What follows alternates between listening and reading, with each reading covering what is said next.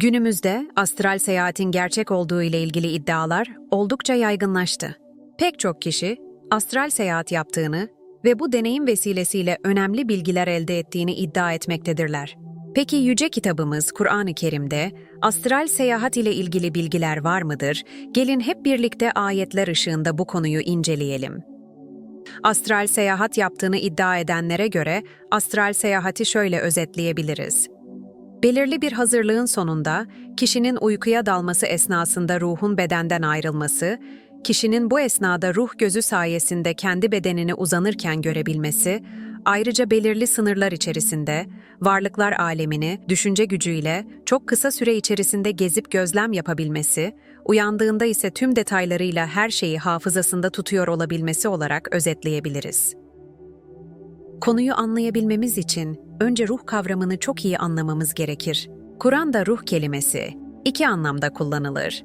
Birincisi Allah'tan gelen bilgidir. Mesela Allah Teala'nın Adem aleyhisselama öğrettiği varlıklar alemine dair bilgiler, ona özel olarak üflediği ruhtur. İkincisi ise Allah'ın insanlara ve cinlere yüklediği yeteneklerdir.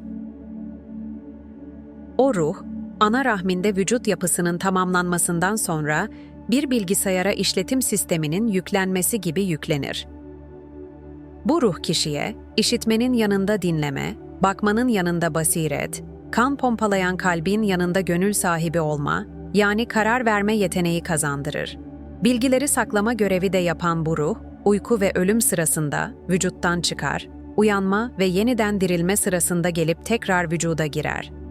Astral seyahat olarak isimlendirilen şey aslında bu süreçtir ve bu süreci zaten herkes yaşamaktadır.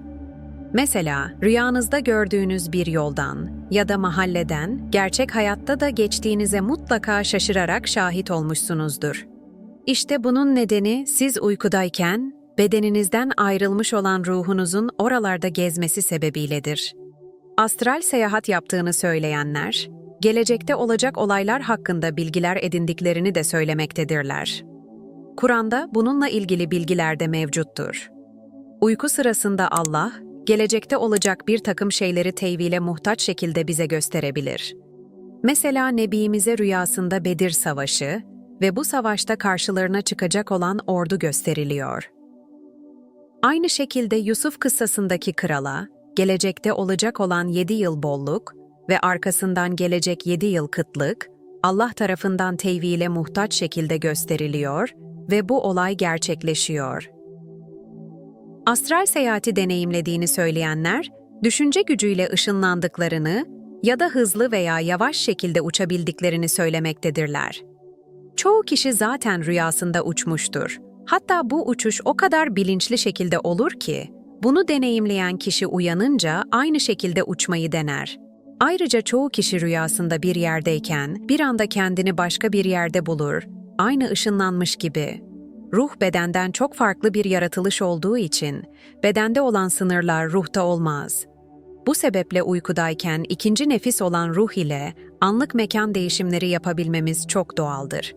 Zaten ruh, ışınlanmanın ötesinde bir hıza sahip olduğu için uykudayken deprem ve benzeri durumlarda aniden bedene dönüş yapıp uyanırız. Astral seyahatle ilgili diğer iddialar ise, kendi bedenini uzanırken görmeleri, bir cisme dokunup hareket ettirebilmeleri ve günlük yaşamda bir kişinin o anki durumuna şahit olmalarıdır. Ancak ispatlanması çok kolay olan bu durumlarla ilgili, günümüze kadar elle tutulur hiçbir kanıt sunulamamıştır. Sonuç olarak konuyu Kur'an ışığında incelediğimizde, astral seyahat olarak deneyimlendiği iddia edilen şeylerin büyük bir bölümü, aslında uyku sırasında hepimizin yaşadığı doğal bir süreçtir.